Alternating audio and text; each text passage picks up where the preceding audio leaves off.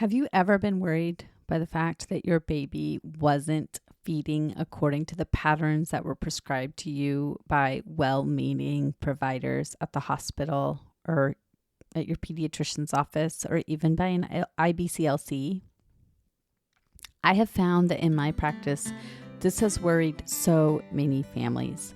So today, I would like to discuss the difference between a prescription of how your baby should be feeding and guidelines that are set there to help us understand what are typical patterns in a baby, but how you can set your mind at ease when your baby isn't following those typical patterns. So let's get into it. When I began breastfeeding, I was blindsided by how difficult it was. Having known only a handful of people who had ever done it and only seeing it up close a couple of times, I had a huge learning curve. Since then, I've become a doula, a childbirth educator, and an internationally board-certified lactation consultant, or an IBCLC. I'm your host, NIgrosh, and I welcome you to the Milk Making Minutes, where we explore the systemic, medical, and cultural barriers that make feeding our babies so difficult, so that you know your baby feeding struggles are not your fault, and your triumphs really are the miracles you feel they are. When parents have a new baby, they are told very specific instructions about frequency and duration of breastfeeding. And it can really throw off that family when their baby is hungry more frequently or less frequently than those prescribed times. The numbers we typically hear are that you should feed your baby every 2 to 3 hours, and you should nurse 10 to 15 minutes on one side and 10 to 15 minutes on the other side. But the reality is that is not what all babies do. So how did we get here? We got here through averages. When we decided that we were going to try to increase the rates of breastfeeding after they declined so steadily for nearly a century, for decades at least, and we knew that exclusive breastfeeding for at least the first 6 months led to increased infant health outcomes, decreased infant mortality, fewer rates of infant diarrhea, better infant respiratory outcomes, and a whole slew of other positive health outcomes for both the feeding parent and the baby. The World Health Organization and many other governmental bodies started to create policies and educational campaigns to try to increase breastfeeding rates. And a part of that was creating guidelines to help families understand typical patterns, because one of the barriers to breastfeeding is that many of us have not grown up watching babies breastfeed. And so we don't know what is typical because we haven't been watching it our whole lives.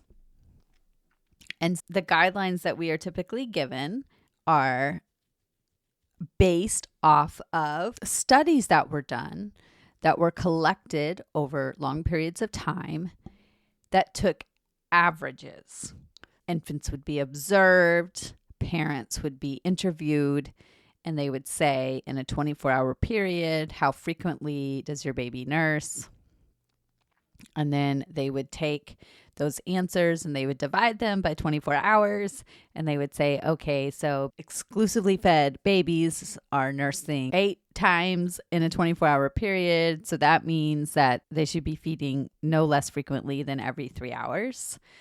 And then the same questions were asked and the same infants were observed about their duration of feeding. So are they feeding on one breast? Are they feeding off of both breasts?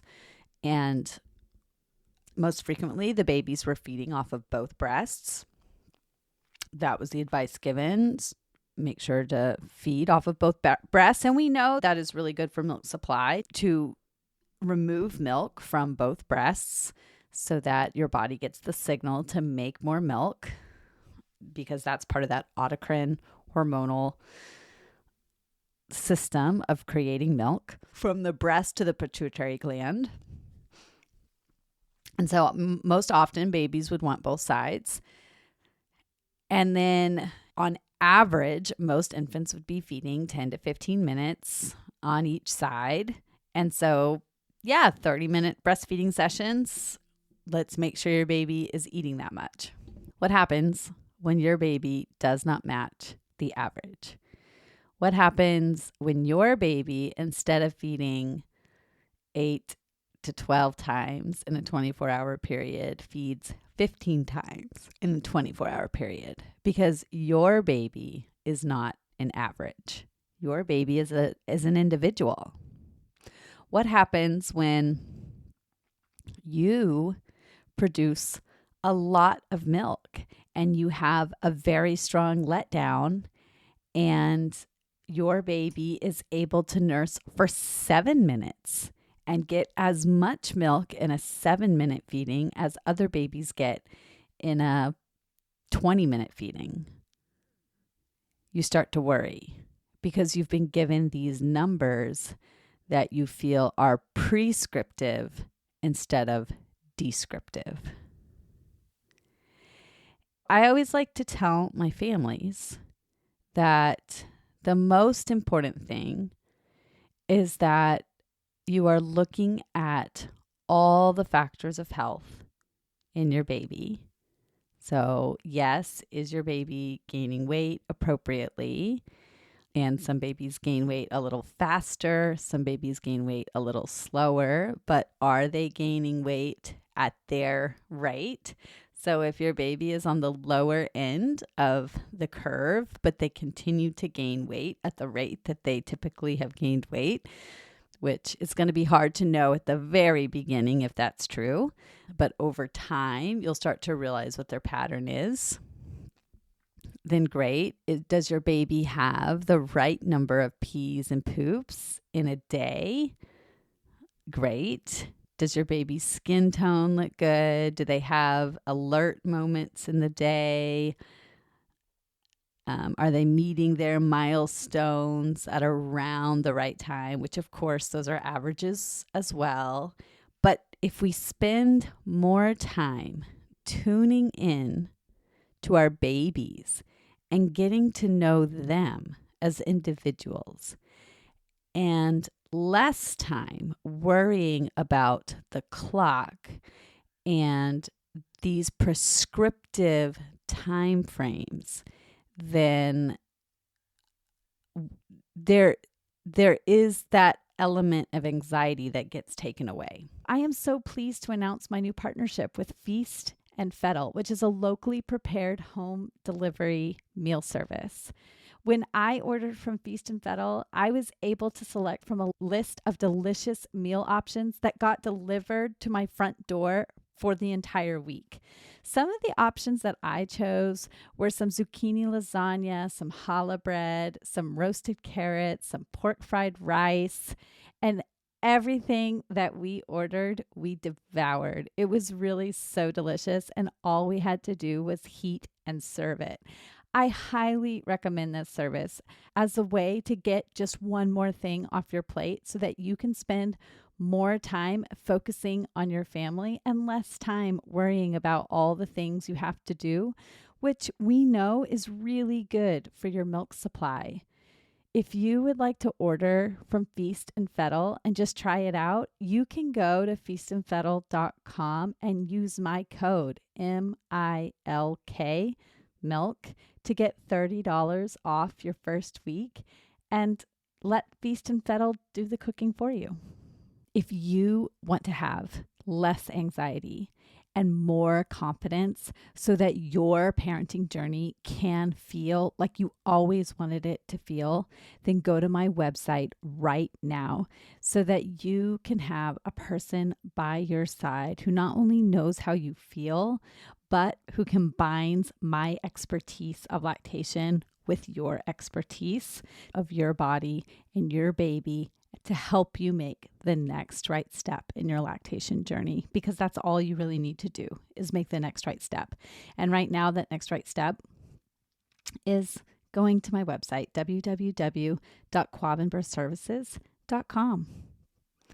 And I can't wait to see your name pop up in my inbox or on my phone, on my text messages. Talk to you soon.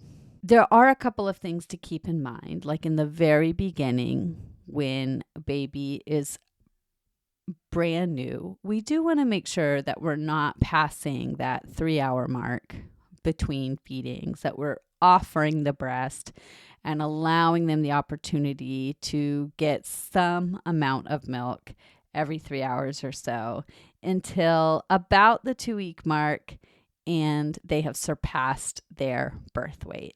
Once they've surpassed their birth weight, if they go longer stretches between feedings, great. They might be somebody who takes in a lot of milk at once and then they kind of stretch those feedings out, and you might have a larger storage capacity. So they might take in more milk in one setting and feed less frequently. Or they might be a baby who takes in less milk more frequently, and so they're going to have more feeds in a 24-hour period. And so tuning into your baby and figuring out what their patterns are is going to be what serves you more than tracking how long each feed is and if they're lining up with the averages, because your baby is not an average. Your baby is an individual.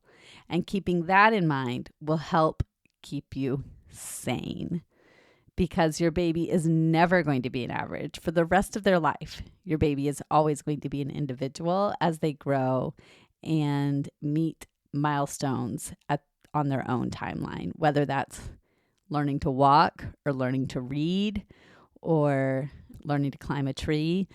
They are going to do that on their own timeline based on their own interests and the things that they are into.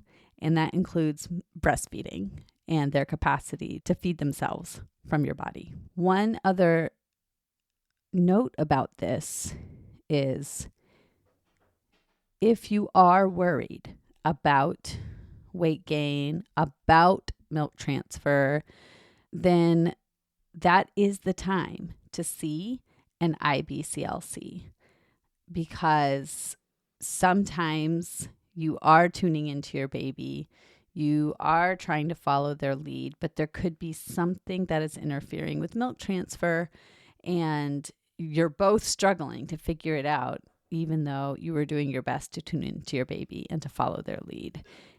Make sure that you follow your gut if you feel like, you know what, something really isn't going right here and I need to seek out somebody else for the help that I need. And a good IBCLC will recognize if something is going on beyond their scope and will connect you with other providers who can help you as well. And then the other thing to keep in mind with this is recognizing your baby's cues and being able to feed them on demand means that there could be things that interfere with being able to recognize your baby's cues, like pacifier use, for instance. So if you are somebody who uses a pacifier, that I totally get it, because sometimes we can't always offer the breast right away all the time.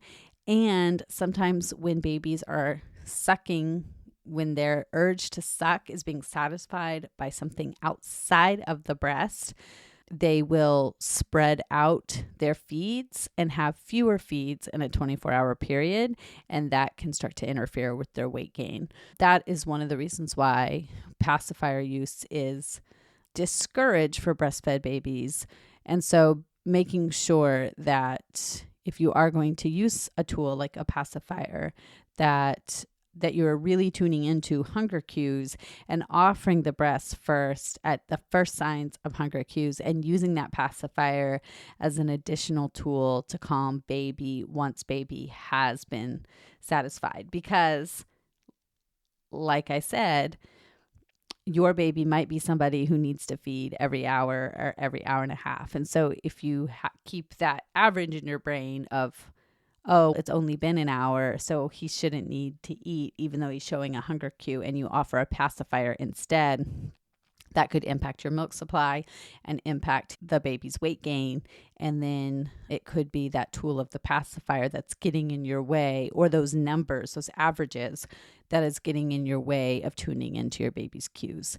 So keeping that sort of thing in mind as well, that sometimes those numbers are in our brain. And so then we turn to another tool instead of offering the breast to see if they will take the milk from our bodies.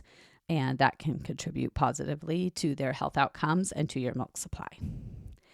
So your baby is an individual. Your body is different from other people's bodies. So your storage capacity is different, and your milk supply is going to regulate differently than other people's. And so keeping in mind that the best way to ensure that you have the milk supply you need and that your baby has enough milk is to tune into them as an individual and recognize that the numbers that you are given on how frequently to feed your baby and how long to feed your baby are descriptive of averages and not prescriptive of what you need to do with your baby. If you can keep that in mind, you'll be off to a really great start with your baby. And with that, if you have a baby that feeds really frequently, or if you're exhausted from all the feeding you're doing, even if your baby is on the lower end of things when it comes to feeding, I highly recommend that you try Feast and Fettle to meet your family's meal needs for dinner time. You get meals delivered right to your front door, and they are so good. You can choose the ones you want, so you always have meals that are ones that your family will eat. feastandfettle.com, and you get $30 off your first week by using my code MILK. And if you would like to talk about how your baby compares to other babies in my Milk Making Minutes community, as far as whether your baby feeds closer to the averages for duration and frequency of feeds, then hop into the group, Milk Making Minutes community group on Facebook, and we can discuss it. Thanks. Bye.